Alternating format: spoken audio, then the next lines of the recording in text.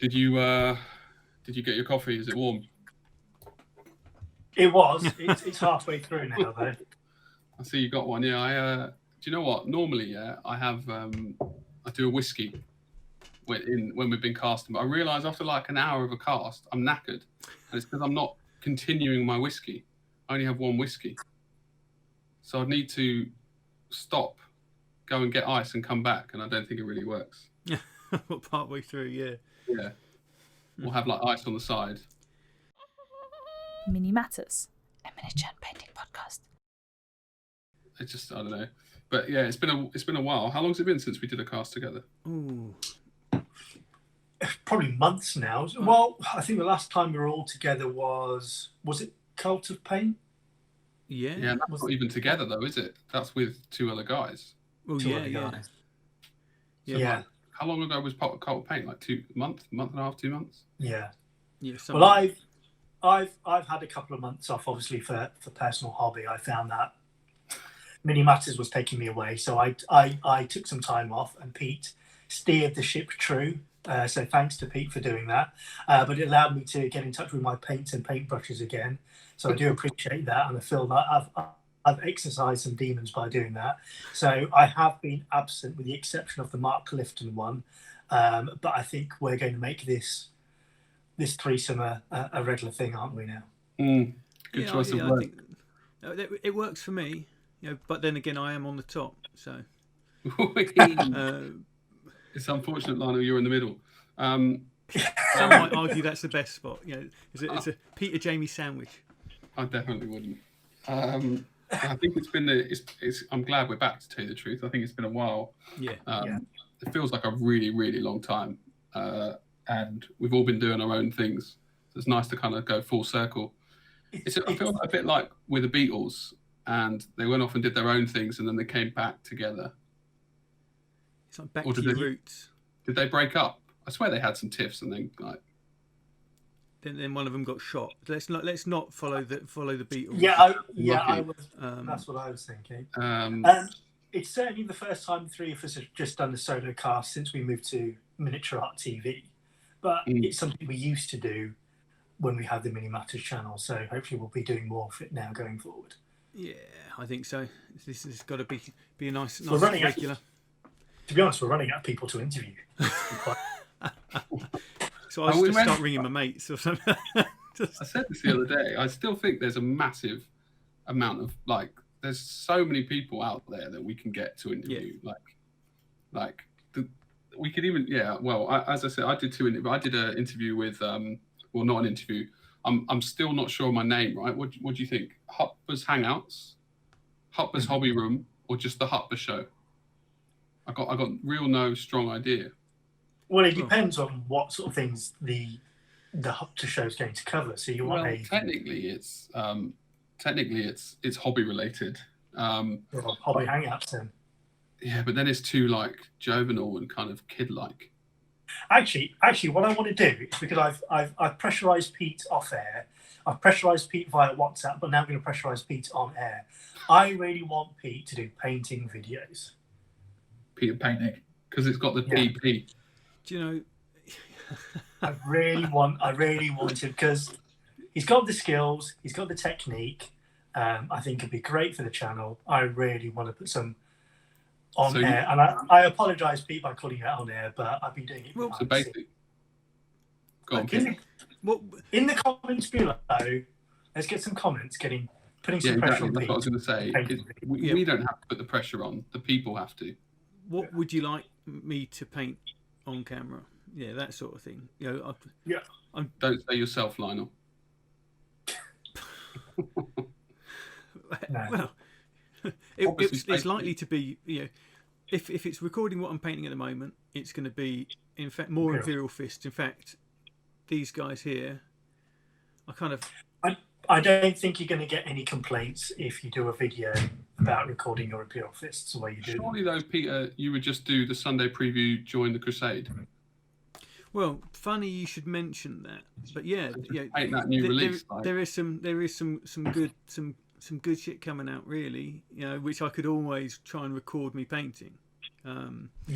But gradually building up the tech to do it. So I do have a couple of webcams now, and better lighting and stuff. So yeah, maybe that might be something. If people are interested, definitely put something below if you want to see how I do all my chipping on my Imperial Fists or whatever it might be. Yeah, let me know. And it's something that I think it would be quite interesting to do. It's just about making sure we get it right so that people can actually see what I'm showing. So yeah, a little bit of tinkering to do from a tech perspective, but yeah, it's certainly a possibility. But yeah, with the new 40K coming out,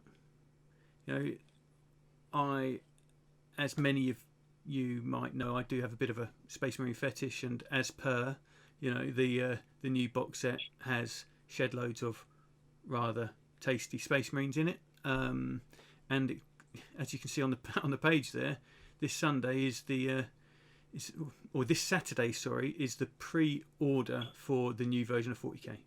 So this Saturday, the 11th. I didn't realise it was a new version. I just thought it was a box set.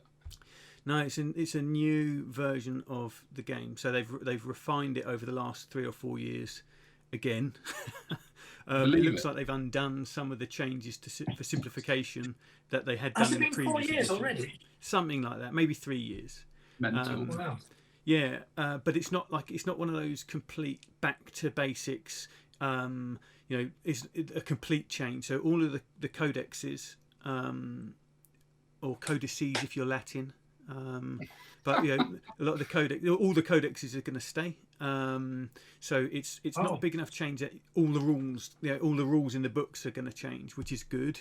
But it from what I've been reading and from what Games Workshop have been releasing and talking about, what it looks like is a really good refresh of the gaming system. Lots the same, but just some nice changes in it. Will you need a new rule book? Yes, you'll need a new rule book. So you could be a pessimist and say they just did it for the cash, or you could say there's enough changes in there for it to be like, I don't know what version it was, 8.1. Yeah, this is version 9, I think. It's version 9. If you're a pessimist, every release Games Workshop you could go, oh, this is just to get money. Yeah, I do. Yeah, it's true. If your dates are right and you're saying 4 years, that's about the right cycle anyway, isn't it? When they refresh 40K, 4 to 5 years. I think it's 4 years. If it's not 4 years, it's certainly 2 Codex Space Marines length in time. Mm. Okay. Got it. Which is the only important thing, obviously. Because you still play, don't you, Pete? I still collect an army.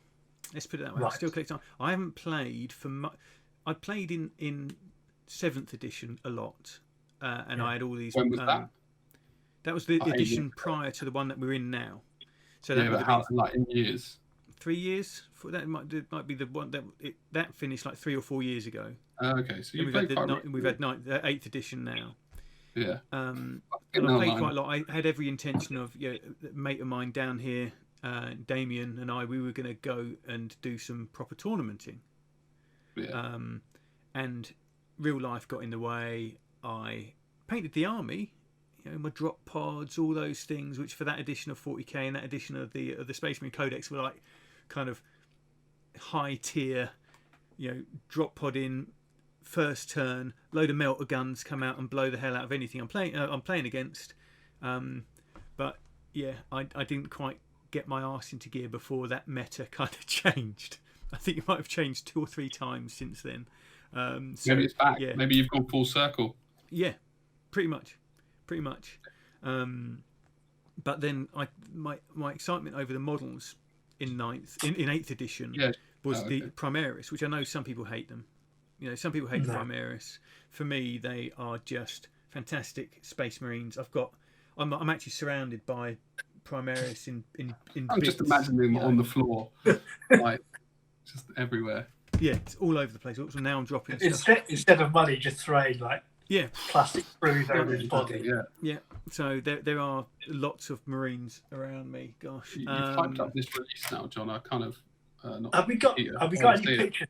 We Have do. you got any pictures of the new stuff? So the new set, what people didn't like about the Primaris when they first came out was how kind of basic they were, and how undetailed the models were. So they were all kind of very much wearing just their armour.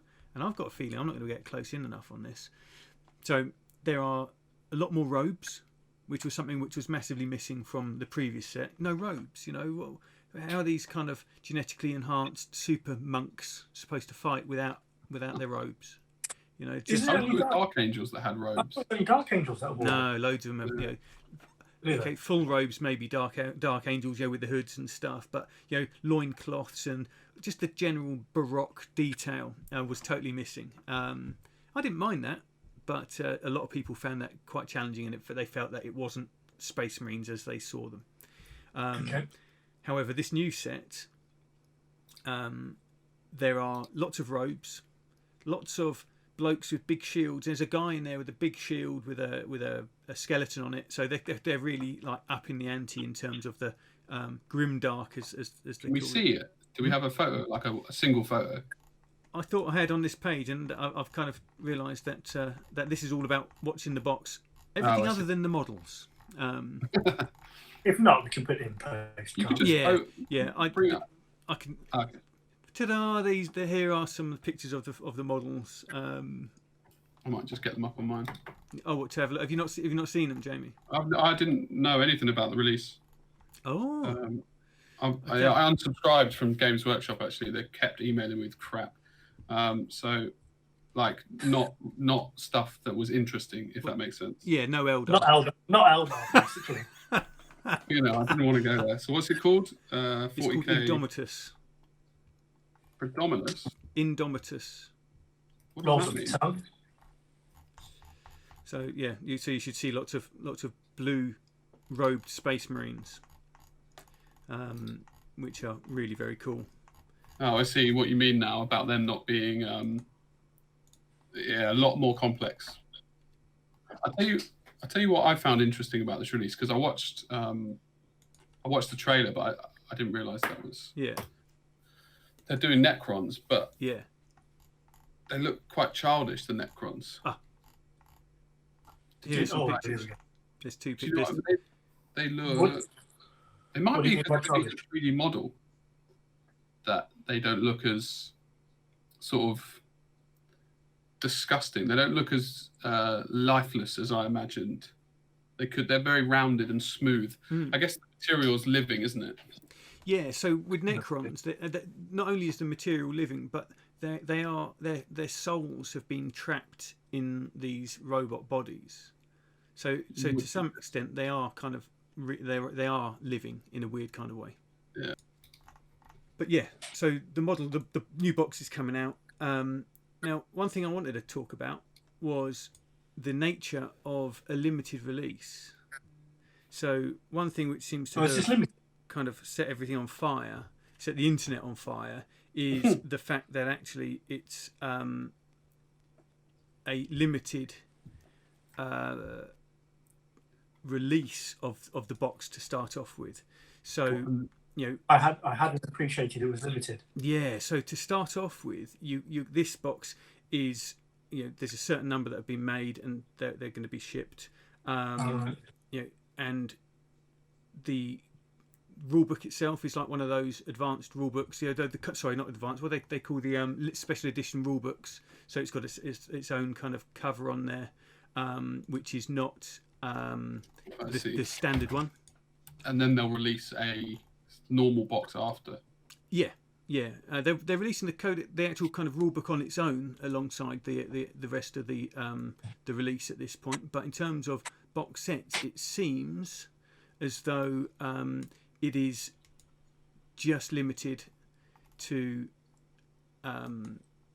this kind of pre-order to start off with. It's quite interesting. I mean, they're probably going to get an unbelievable amount of sales from this. Oh, undoubtedly, they will sell out. Yeah, without a shadow of a doubt, they will. And they could probably set any kind of number they want, and they'd probably still sell out. Especially because it's mental because they do limited edition codexes, and they're like £100, or maybe the price has gone down a bit now, hasn't it?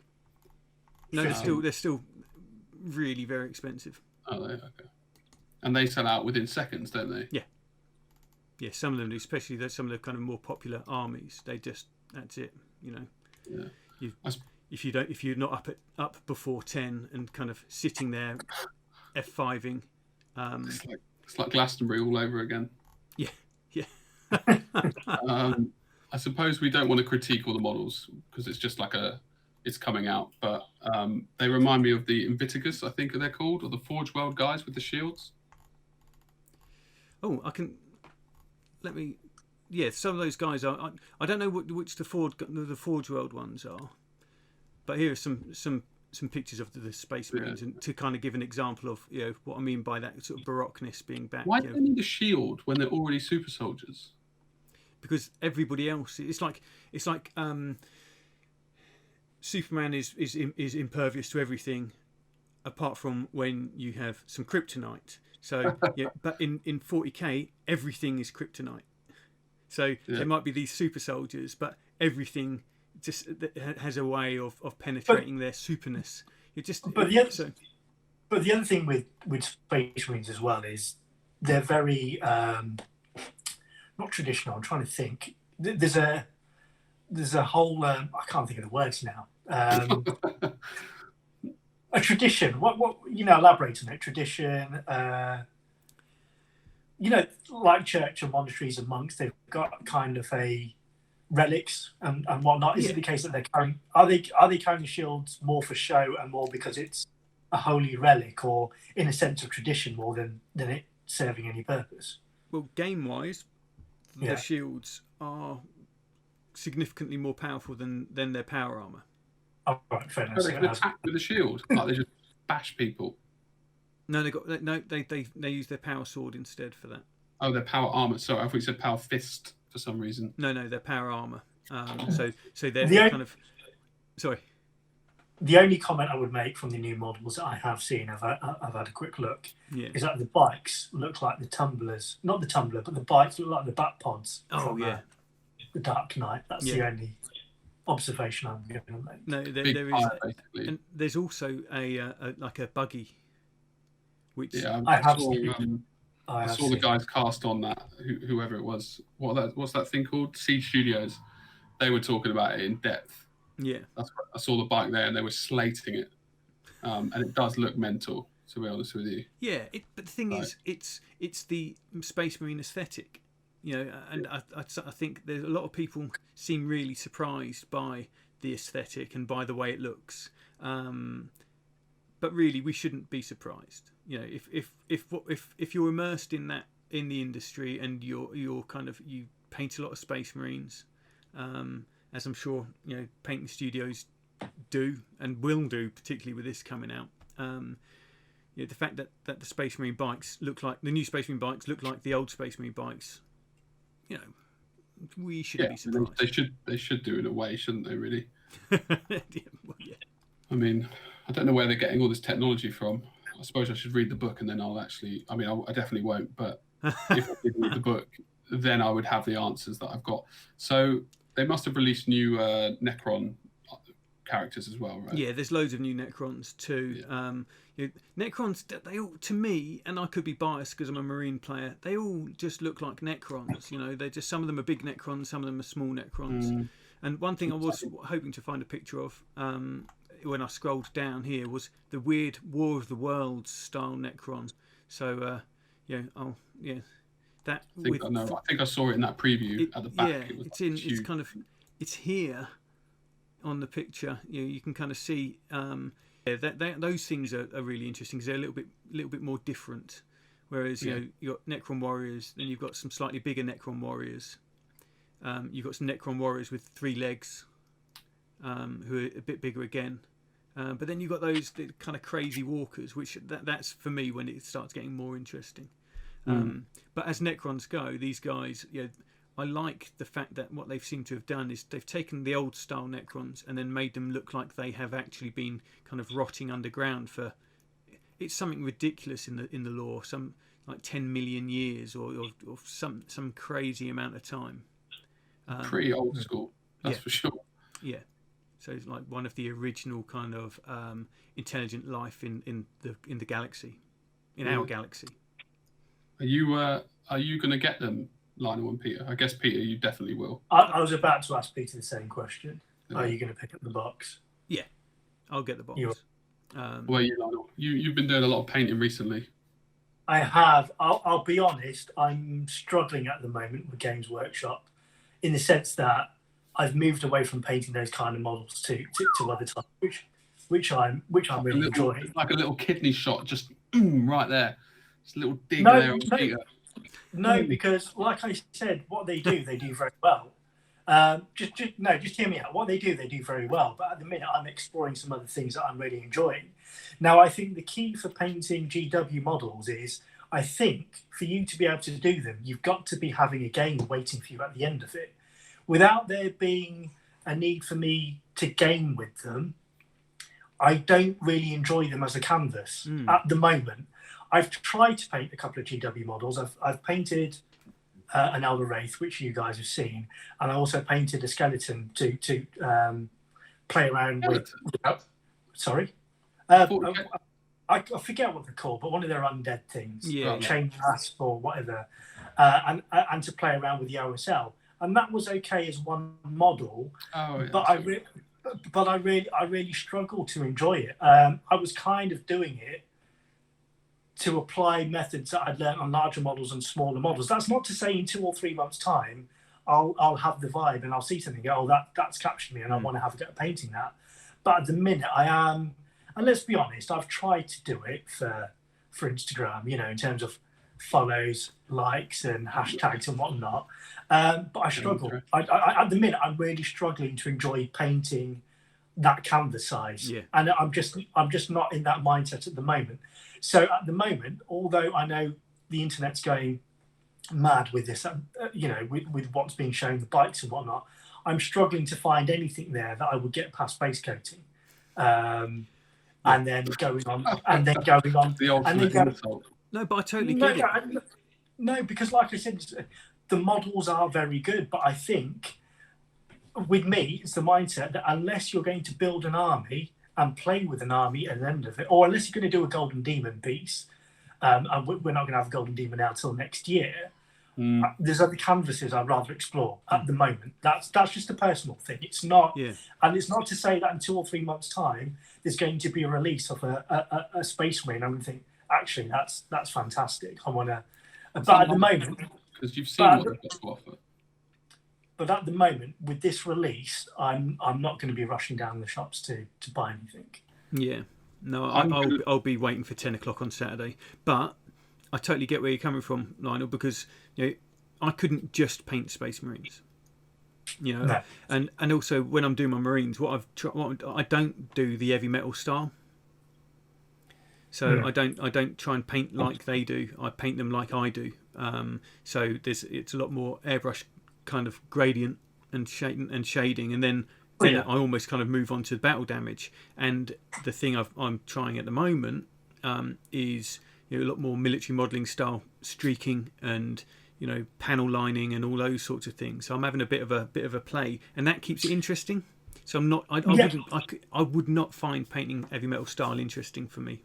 No, and once again, I know there's other styles, like Alfonso on his Patreon has just released a step-by-step how to paint a Space Marine Lieutenant, and it's beautiful and it's fantastic. But at the moment, I don't have the motivation to paint that canvas. I'm not saying that you can't get of course, the Instagram is full of fantastic examples of what you can do with a Space Marine if you spend the time on it. I think what I'm finding at the moment, the canvas doesn't inspire me, so therefore I don't want to throw it on it at the moment. And I have other things which I kind of paint in between, so it's not going to focus on it. But this is, completely different, much bigger. And if I'm not feeling painting a Marine, I have plenty of other toys to. Peter, do you paint it on that little screw drill? Yeah, I do. Fucking hell! How thick's the drill piece? 3 mil. What? Aren't you scared of it breaking? No. Fair enough. It's brass, 3 mil brass. So there's a slight flex to it because it's brass. it doesn't break. Yeah. You Unless have you to drop it. really, really, really go some to break it. I've broken a few drill pieces. Oh yeah, but that's not a drill bit. It's 3mm brass Yeah, okay. rod, basically. Yeah, I get you. Lionel, I reckon the reason why you don't like painting Space Marines is because you're not listening to the right music.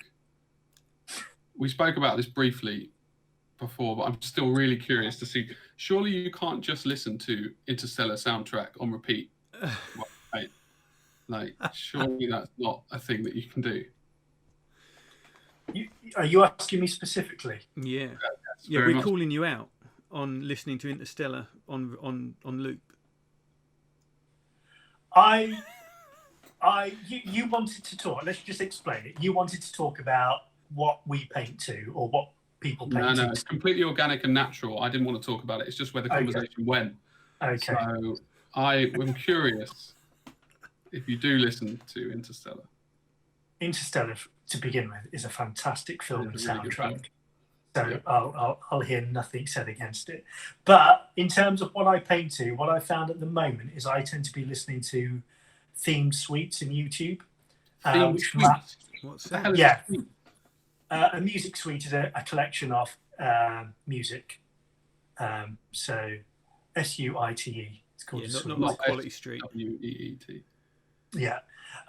So I found that I've been picking music that is linked to the model that I'm painting. And I tend to use that at the moment. So at the moment, I'm listening to a lot of Avengers and Marvel music because I'm painting a Infinity Incredible Hulk. Before that, I was listening to a lot of Lord of the Rings when I painted my Hero Orc. You're like living and breathing the model, aren't you? What? It just helps, and sometimes as well when you're watching these suites on YouTube, you get the imagery coming up as well, which sometimes you can be watching it. So, for example, with the Broken Toad one, where I did the conversion to a Sith Lord, you could get references for OSL from the images that were coming up. What about you guys? What do you listen to? I normally listen to audiobooks. That is Really? Yeah. How the hell can you concentrate? Yeah. I just can. They're particular ones. There's an author called Joe Abercrombie, right? And he does some of the most. What's the author called? Joe Abercrombie. Okay, yeah. He does some amazing fantasy books. They're really kind of visceral. They're not, people often read Tolkien. I love Lord of the Rings, but people often read Tolkien and they complain about the floweriness of the language, and kind of like the way it kind of it over describes every single kind of type of flower that might be blossoming in the hedge as they walk through, walk in Bag End or something like that, and that sometimes kind of turns people off. Whereas the stuff by Joe Abercrombie is the opposite. He's got this trilogy called the First Law trilogy, and you're reading it or listening to the audiobook, and you might as well be watching a graphic novel, reading a graphic novel. The language is so, I'm going to say powerful, but in not in that kind of old school, not classics powerful, but in a modern, really like visceral, descriptive language. Love it, absolutely love it. And so you. Interesting. So I like listening to stuff like that. He's only 45. The writer. Ben Aronovich is another author that I listen to a lot of. He's got like a whole series of books about a policeman in London, who turns out to be a wizard, and it's just genius. Is that not Nicolas Cage? Didn't he do a film? On that? Yeah, none of that crap. No, this is decent. This is decent audiobooks, really well read as well, just spot on. It's an interesting thing because I've never ever listened I've never ever painted other than listening to music. And the other day, like I don't know, for like 2 or 3 evenings, I was like, let me just watch some Netflix in the background. Oh yeah. Fucking hell! All I did was watch Netflix. Yeah. But that's because it's a visual thing. Yeah. I don't often watch something while I'm painting. I made that mistake, and then to be honest, the fact that Peter said that is, I hope my wife doesn't watch this, because she's going to turn around and say, look, it is possible to be in the middle of something and still listen to something when you're being spoken to. Because I've tried audiobooks and I can either paint or I can listen to the audio. Yeah. Oh, wow, I can't okay. do both. And likewise with Netflix, I can either watch the show or I can paint, and I don't take showing whatsoever. I have tried painting in silence before. Yeah. And it was my most productive. But Maybe it's not nice. Well, it's not nice being in a room. If you get about in the zone, when, like the zone as they call it, you really, no matter what you've got on, for me at least, when I'm in that zone, I don't hear the music. I don't hear anything other than voice music. the thing that's in front of me. Like, it's that flow state or something, isn't it, that they call it? Yeah, it happens rarely, but it's when you're like the lady, the Betty, someone who wrote the color theory book. She explains it basically that she's a great kid. She's old now, probably in her 80s. She What did she you was get that because of the basically name? Just because she's called Betty, she's got to be 85. Yeah, so true. Betty Edwards, I think it is. She's basically saying that when you get in the zone is when you're the perfect mix between like understanding what you're doing and creativity. So if you're struggling with some technique or something, you're not going to get into the zone. Yeah. And that's why she says it's so important to have good color theory, because there's two sides of the brain, left side of the brain and right side of the brain. I can't remember which one it is, but one side handles the thinking. So you're like, okay, if I add green to this blue, it's going to make white. And that's basically where your thinking comes in. And then the creative side of the brain just wants to get in the flow and not be interrupted by this thinking side. And so obviously the better you get at painting, like Alfonso, he won't be thinking about the colors. So he's always in the zone when he paints.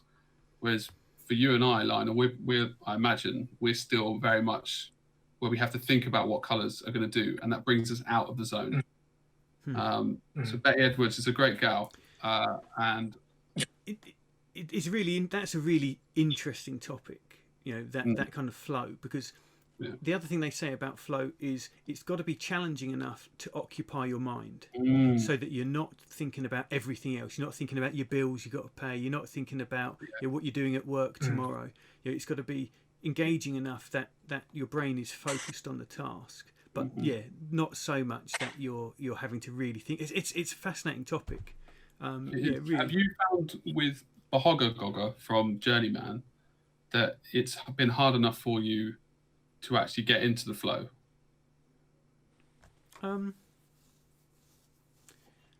Because looking at the paint job that you've done on it, it looks like it was challenging. But obviously you're an accomplished painter now, so those techniques might not have actually been as hard. No. Obviously for me. Well, no, I suppose it wasn't that. It's not been that difficult. The difficult bit has been the more technical bits of the painting, which are the NMM on his shield. I kind of wanted to push myself, and so he's got a really kind of reflective shield in a style that I would not normally paint on. Yeah, I saw it when you just flashed it up there. So he's got like three kind of streaks coming into that slightly domed shield. So three kind of light points, and very light up to white, down to black. And the same on the gold rims. It just really tried to push myself on that. So that I would say I actually got into flow state with, because it was difficult enough to really engage me. The skin tones, which are actually quite a complex set of colours, was I didn't think too much about it and just kind of painted it. I had some of Paul Bonner's artwork in front of me, so I was almost copying. So that wasn't really flow either. I wasn't copying, because it's trying to get something 2D to 3D. But I had my kind of cue from a piece of artwork. I think that's for me when I get bored, or when I stop painting a model. Like you said, Lionel, if I painted an Elder that's been released after 2006, I'll get bored really quickly, because there's nothing on there really that would I don't know if challenge isn't the right word, because obviously I wouldn't be able to paint it as high a level as others, but for myself, there's no kind of motivation there. So I'm bored when I'm painting, so I'm not in the flow. Yeah. That's still challenge, so that is might be a challenge to yourself. And I think they're weird models. They're weird models. I think the new stuff coming out now is significantly better than that middle period. When they were still learning. Like the Howling Banshees, those new Howling Banshees, I thought, they might not be quite as cool as the old metal Harlequins, which are some of my favourite models. I've never admitted to this to you guys before, because it's Eldar and it's Jamie's bag. I don't want to tread on toes. But those old Harlequins, I was there when they came out. That's how, my lockdown locks are kind of covering my greys, but that's kind of how long I've been into the hobby. But they're very cool figures. Anyway, the new Eldar are cool, decent poses, but that middle batch, which is where the majority of the plastic Eldar is. Yeah, it's weird. Just for me anyway. Some of the artwork of the Eldar from Rogue Trader days, right? That was probably right at the beginning. Was probably my biggest inspiration into the 40k universe. It was what, Tony Howe, was it? I'm not even sure. That's how I was so young. I wasn't interested in who drew it. It was one of those ones. Pen and ink drawing. Yeah. It was Tony. I think it was Tony Auckland and Tony. And I forgot the names. But Tony Howe. But I digress. James probably got 2 original pieces by them sat behind him as he speaks. That one behind is probably. What's that black and white one on the wall there? That's Morgan Ra. That's 1992 though. It's not. That was the last time they were cool. When those Phoenix Lords were released.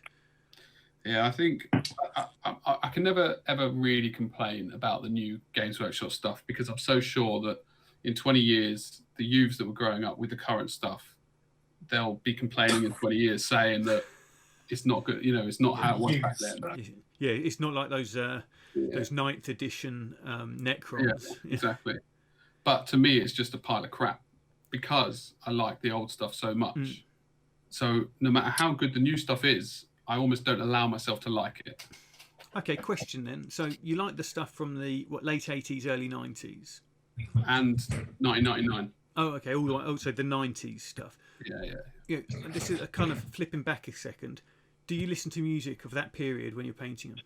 Or do you listen to modern stuff? What do you listen to when you're painting?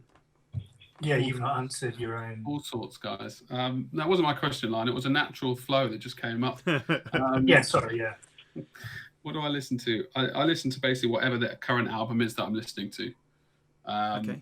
Is that stuff from the 90s, or is that modern stuff? Are you listening to Billie Eilish, or are you listening to...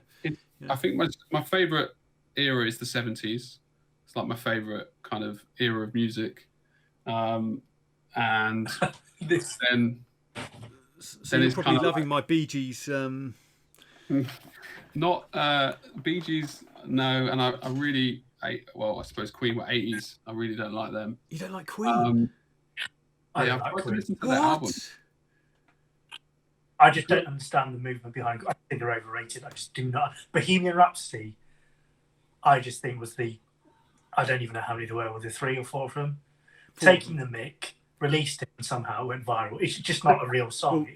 But you're half true though, aren't you? Really, because the reason we know about Bohemian Rhapsody, our age, people like in their early 30s, is Wayne's World. Yeah, that's why we like Bohemian Rhapsody. Let's be honest. That's kind of. I want to pin Jamie down to a song, because at the minute this isn't fitting. I can't see Jamie listening to 70s music. Jimi Hendrix. I still can't read when he's taking the mic and when he's playing it straight. He's always taking the mic. This is still my favourite album of all time. Is that vinyl? Wow. Yeah. Is that vinyl? Yeah. Oh, so pretentious. It's the only way I can get. Basically, when I paint, I kind of try to turn my computer off, because otherwise I just get back on it. You go analog and go, right, here we go, let's have the crack. Right next to my painting desk. But then, for example, This was a great album as well. Oh yeah. Do you know what? I don't know Post-Apocalypto at all. It's quite funny. It's quick, but it is quite funny. I do like a bit of Tenacious D. Yeah. So anyway, but basically, my fallback albums: Led Zeppelin, Dire Straits, which is more 70s, 80s. Which Dire Straits album? All of them. Wow, yeah, cool. Yeah. And you listen. All your stuff is on vinyl. Only when I'm painting. Yeah. Like, hold on. You've got a real collector's bug, haven't you? You've got a real collector's gene. But the auctions vinyl, that you bought, original artwork. This album is amazing. Isn't that a TV show? Yeah, and the OST for it is just phenomenal.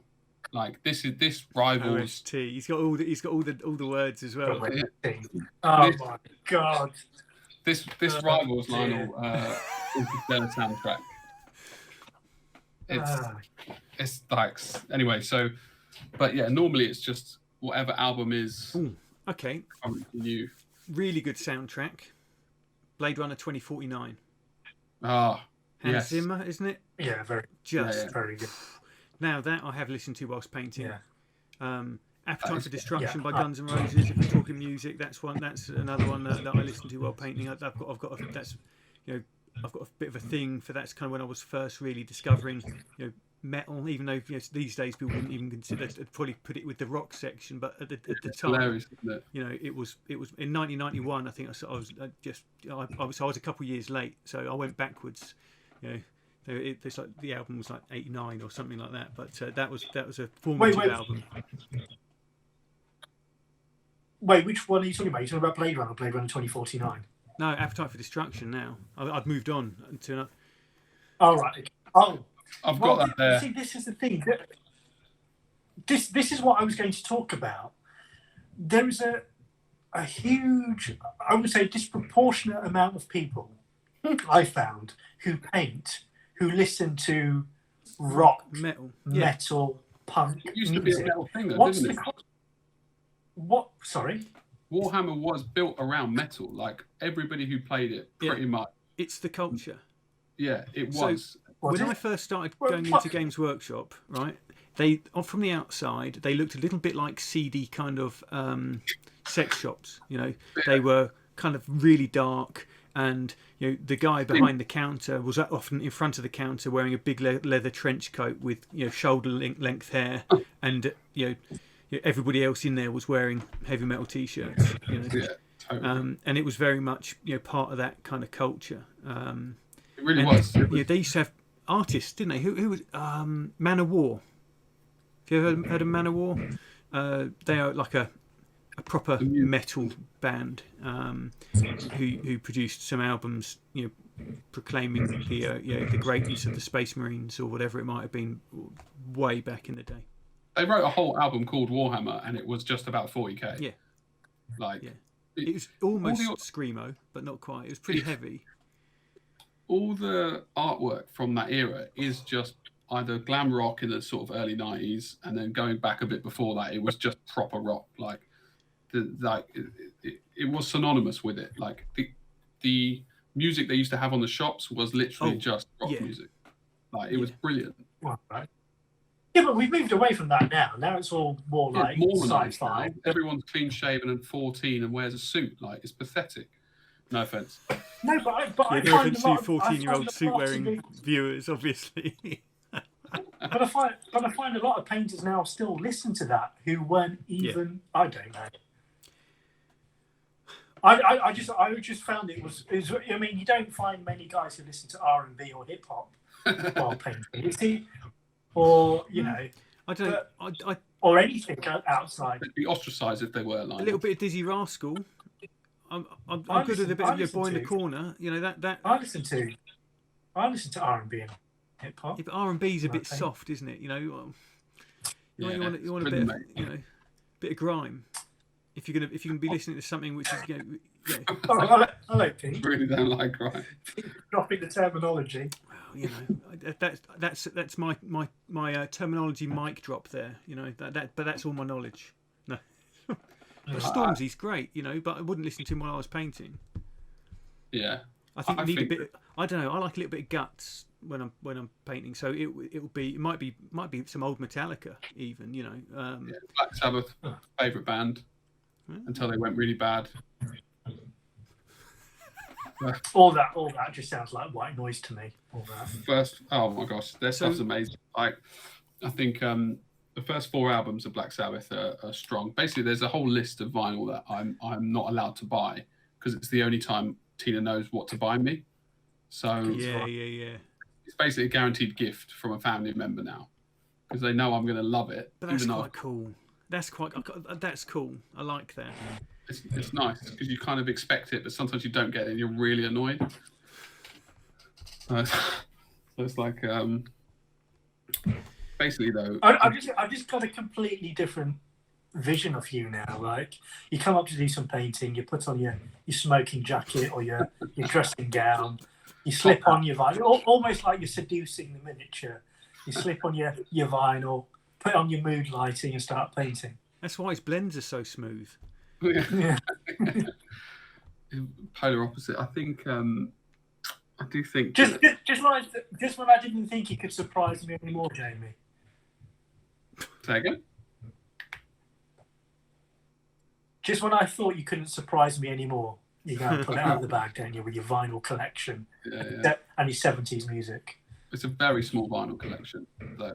Like it's like 20 vinyls. It's not. You know.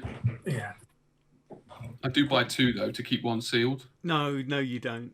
Yeah. No. Look, this one's still sealed. Ah, wow. Otherwise, what's the point? Do you know what I mean? What? But do you know that? I've got no words now. So yeah, I think enough about us. I think let's talk about other people. The community. Yeah. Good idea. Yeah. Good idea. Okay. So one thing, if you follow us on social media, on Instagram or Facebook, the one thing that we started doing this month is something called minimattersdailychoice, and that's where we peruse the internet to see paint jobs that we like and favour, and then you get selected and you get posted on our page as that day's choice. And what we're going to do is there's quite a few. What we're going to do is we're just going to go through the first 5 today. If you have been featured already, you will know because obviously we would have mentioned you in our post. If you're not here, you're probably going to be on a future episode. But this is going to be a regular thing that we're going to keep coming back to. So I went through Instagram over the course of last month and I picked out a few.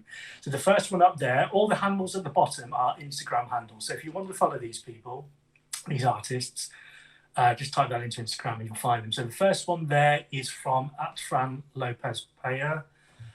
And I've completely butchered that name. So first of all, I apologise for the way I pronounced it. Lionel, because he's in our group, obviously.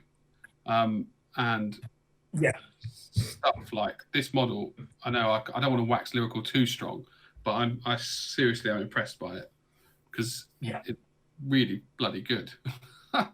Yeah. And he did it just randomly. Like one day he was like, Bosh. That's kind of what surprised me. I always feel a little bit betrayed when people don't send whips. Anyway. It's like, have you really done it yourself? Yeah. That's harsh.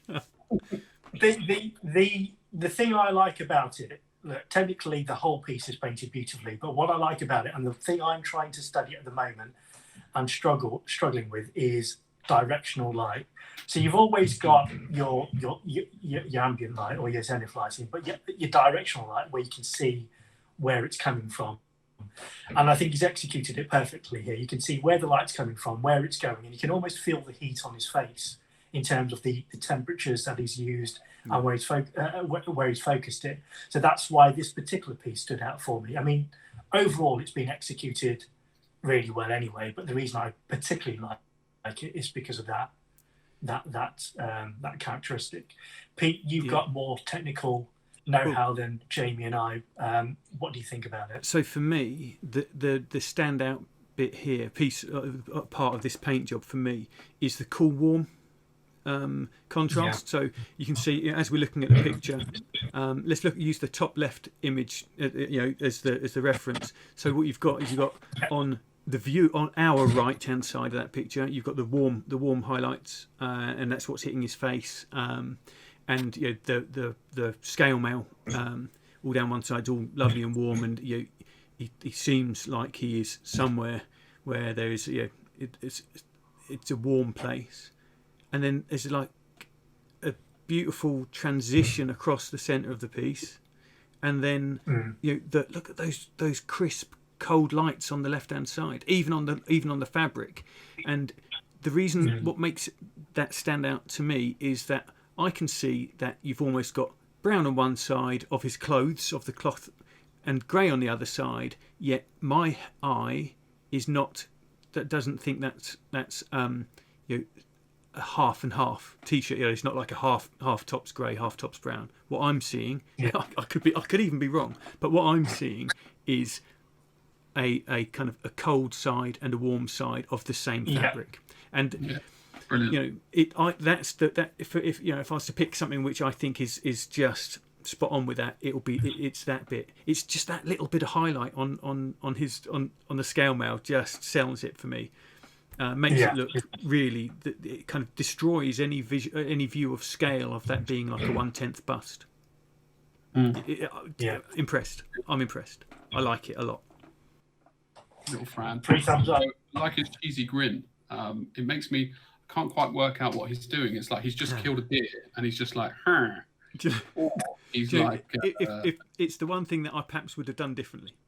Yeah.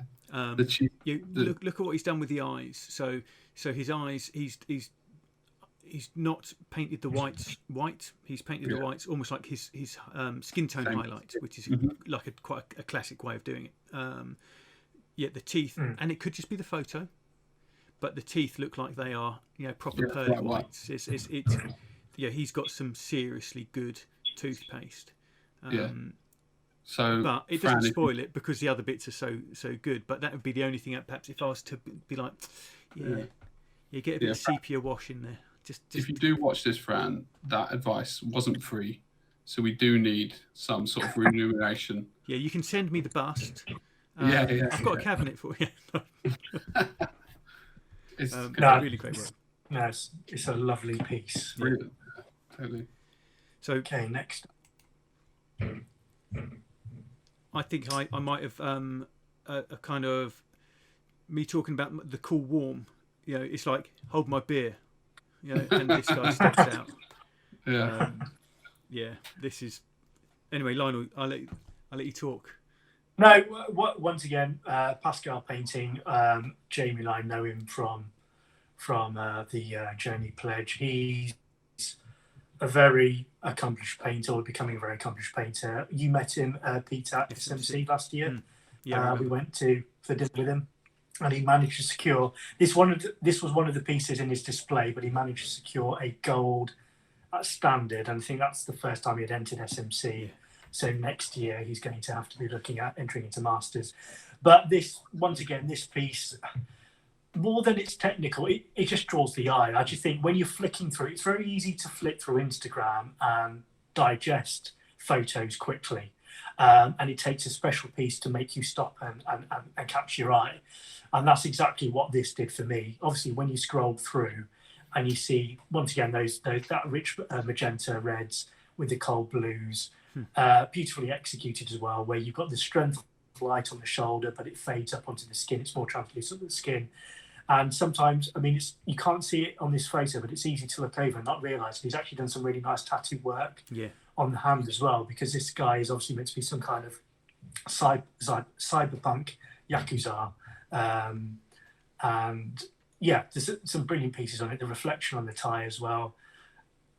Technically, once again, it's brilliant, but the reason I selected this particular piece is once you're going through those images, it just came out and punched me in the face. And something that makes you stop and pay attention like that has certainly done its job.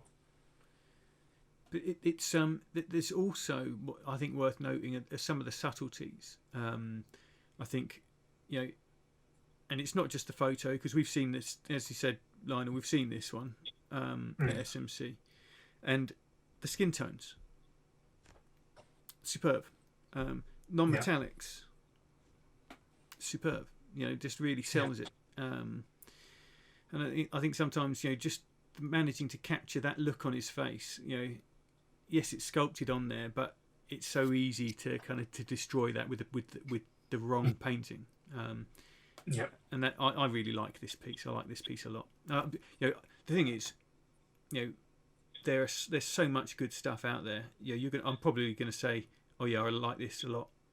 About everything we look at today, but that's because they're all bloody brilliant. So it's not like you don't get on our pick of the day without being good. So yeah, I noticed no one's picked any of mine yet. Yeah, you can't self-promote, Peter. That's the problem. Otherwise, it'd only be yours. But no, I like this piece.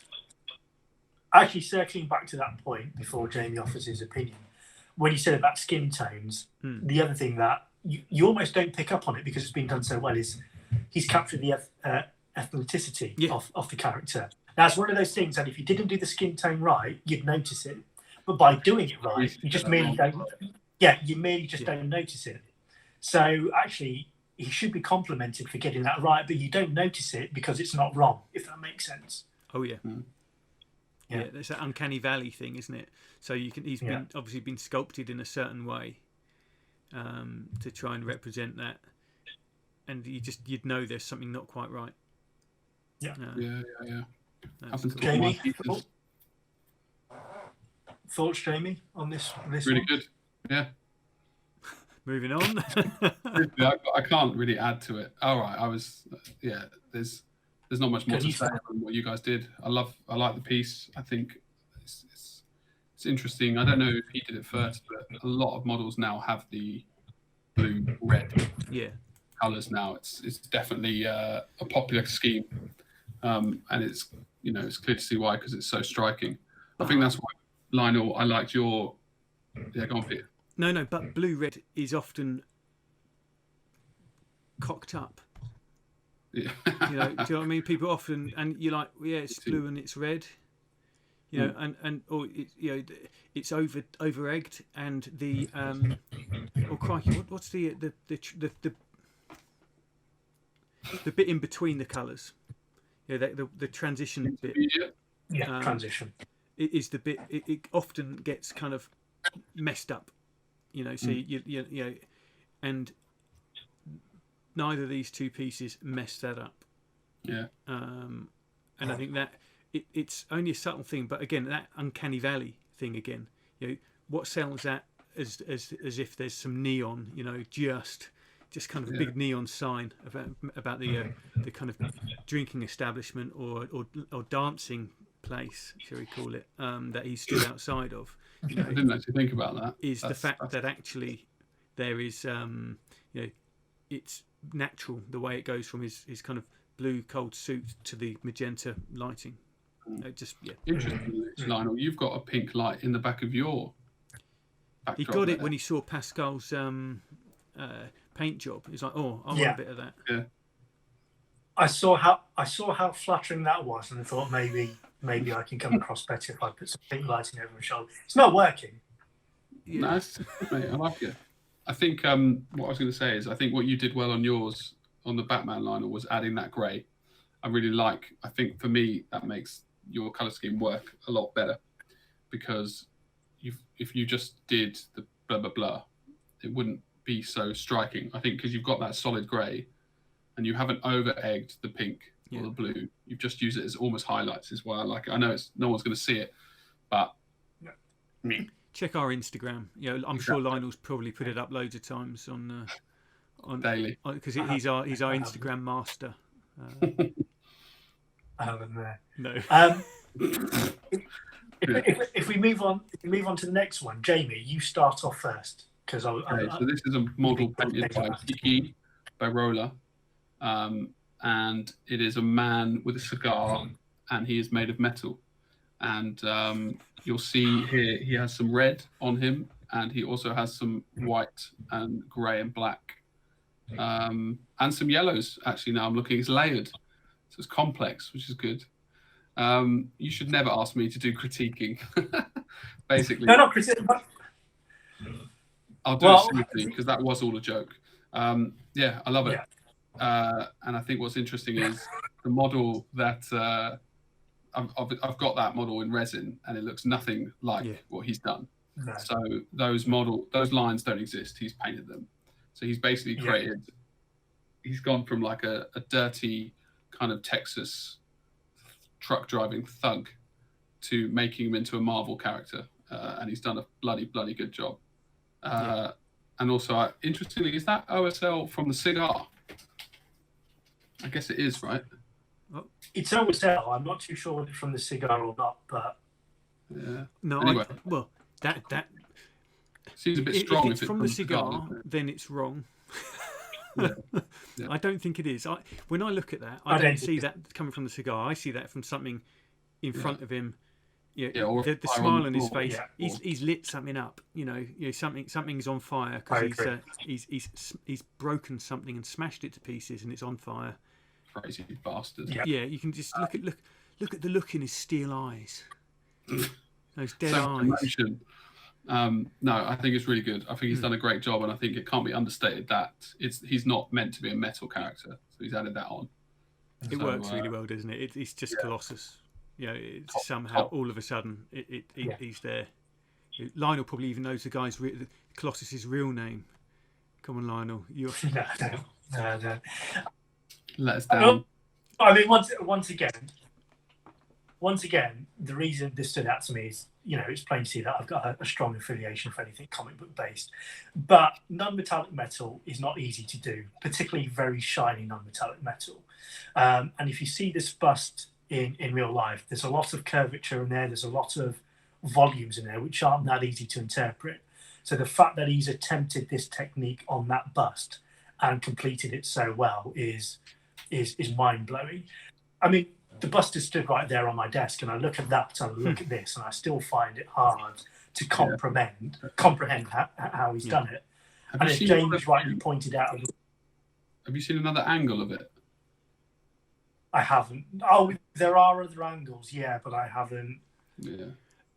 I haven't sent those. But it works. It works in all the angles that I've seen that he's photographed. But I think the point. Yeah, go. I think the point you made is really valid, though, Jamie, in terms of the lines. Those lines aren't on the bust. They've all been painted on. And they look as solid and as sculpted as any other piece on any other volume on that bust. And I think that as well is an understated achievement in what he's tried to do.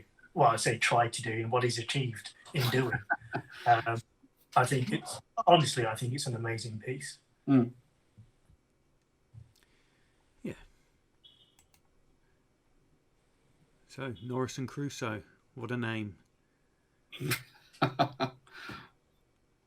So John Pete, you want to start off with this one? Yeah, this I think this photo doesn't necessarily do it justice. So the kind of the bits which were sort of stand out to me are the tones on his face, his hair, and the shaven part of his head. Those are the things which really kind of stood out. He's a blood angel. Yeah, I like a bit. I like the Blood Angels. They're quite a groovy chapter. But yeah, I think for me the face is the biggie on this one. Like the use of colour. Is this converted? I don't know enough about sculpts to be able to say yes or no. It's not a Games Workshop sculpt, I don't think. Yeah, okay. Yeah. It's not. I don't think it is. I've never seen anything like that. The lines look quite thin. I think it's like one of those. It's either a heavily converted. Oh, I suppose it could be a Forge World one. I'm not up on my Forge World, so I don't know all the Forge World stuff. It's certainly not regular Citadel, so it could be Forge World. The back, I don't know. Yeah, it's very differently proportioned, isn't it? With a really quite fine hands. Scale, and feet isn't it? look quite small. Yeah. But yeah, I just keep looking at the face. I can't really comment on anything else. I just think the face and the hair just look amazing. I mean, once again, looking through this, the reason it grabbed me is colour. So the strength of colour in the piece, the saturation is what grabbed me first. But I agree with you, Pete. I think it's all really well painted, but I think he's done a particularly good job in drawing the viewer's eye to the important piece on the miniature, which is the face. And as you said, he's done that by the shaven head on the side, by putting the pop-up colour on the top of the blonde hair to make it stand out. The character lines on the face, particularly on the forehead, in terms of lighting and actually painting in the frown, so you can actually see the strain on his face. And I'm going to give credit and say that's probably done on purpose, as opposed to an absence of dialing in any attention on the rest of the model, which I think he's clearly got the skills to do. I think he's probably deliberately focused on the face in order to draw the viewer in to the most important part of the model. That's what I suspect. Yeah, I think so as well. Good enough. I mean, yeah, he's clearly a good painter.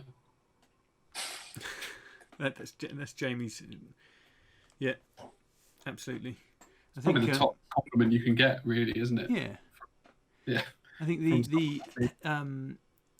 is that a Blood Angel helmet on the deck there? It's one of the what are the gold boys called for the Blood Angels, which unpacks. Sanguinary Guard. Is that one of them? Yeah, it's one of them. Yeah. It looks like he's walking. He is Jesus, basically. I think once again, it's very easy to throw away that helmet and say, yeah, but remember how small that helmet is, and look at the non-metallic work done on that gold helmet. That in itself is insane. Good work. Look at the legs. Look at the NMM on the legs. So, if is that helmet, is that blue tacked to the base there, and it's like swappable with the head? Because that's what it looks like to me. It's kind of it's a bit kind of weirdly positioned. And I think they looks almost like there's blue tack on. I'm just seeing it. Oh right, I was just seeing it as a fallen brother.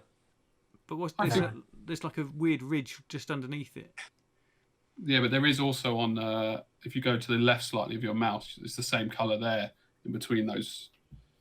Yeah, maybe. And if I was going to critique, I would say that the gold helmet and the skulls are too similar in tone. Yeah. That makes the skulls look like they're gold.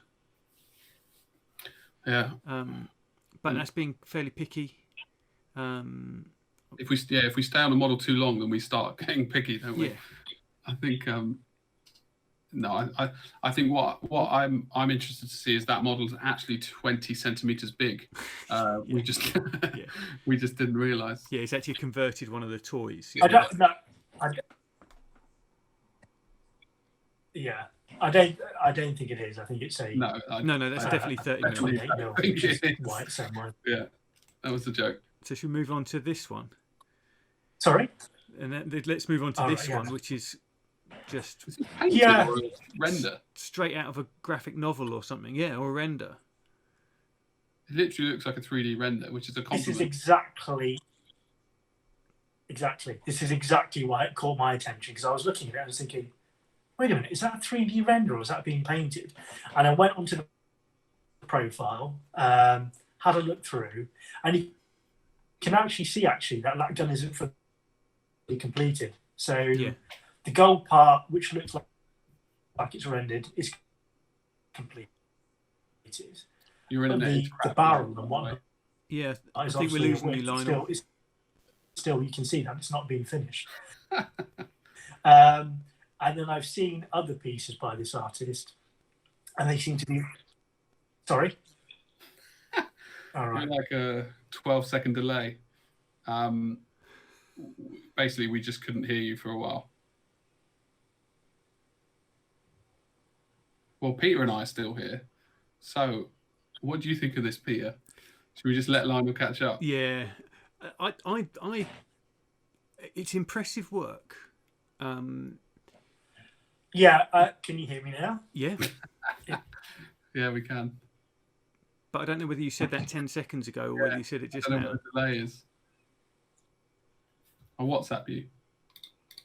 Yeah, so for me, it's really well rendered. I really like the way it's rendered.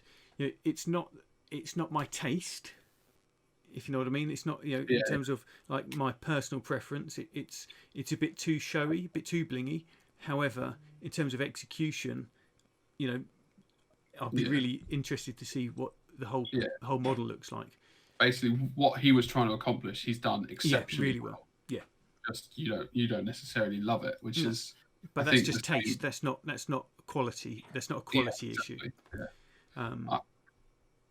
I've been finding that recently, that since I've started making my own models, I now look at other models and I basically don't like anything. Yeah. Which is a really bad place to be, because it means you're only limited to the models you make, and you only make like 2 a year. But yeah, just thought I'd throw that in there. Yeah. I think it's about finding the thing you like, isn't it? You know, if what you like is what you're producing at the moment, then that's great. But you know, keep looking around. You know, there's lots of amazing stuff about, which is just, you know, some of the sculpting these days is phenomenal. You know, I know I did that review of those Spira Mirabilis busts. You know, it's the guy's sculpting skill is unbelievable. And you never know, the next one of those might catch your eye. You know, I'll tell you what I have liked actually is, at the moment they're only green renders, but they're these kind of forest elves basically, and they're riding dinosaurs. I don't know if you've seen them. No. I think they're like either 28 mil or they're 54 or something. It's hard to say. They're all over Facebook. Basically, there's a whole. It's quite a big range. Yeah. And it's basically wood elves, but kind of anime. Am I back now? Say again. I'm back now. Okay, brilliant. What, did you reset your box? No, just waiting for the delay. I think the girls are streaming Disney Plus or something upstairs. Beautiful 4K as well. Yeah. No, just to cut back to that picture quickly. Yeah, the reason it caught my attention is because it looks rendered, and I think it's really well done. And looking at the artist's profile, she does quite a lot of these, so she's obviously picked up a knack of doing it. Yeah. So yeah, that's why I selected it. I know I'll be going onto Instagram after this and searching at MB Shizune, because I want to see that's a knight, gun, an Imperial Knight. Yeah. So I'd be quite intrigued to see whether or not she's done any more on that. A whole model painted like that must be laborious as hell. She will need a really good soundtrack to keep motivated for that. A really decent like audiobook or something. Yeah, like a 14-hour one. Well, the ones that I talked about earlier, the Joe Abercrombie ones, are about 22 hours a piece. They're amazing. That is quite good. You know, he's only 45. Yeah. I can't believe that. Normally, good writers are a little bit older. Yeah, it's modern. It's modern writing, and I really like it. I've started following him on Twitter. I've started using Twitter. A few things that I follow. That's desperation, that is. But yeah. Okay, I think that rounds us out, doesn't it?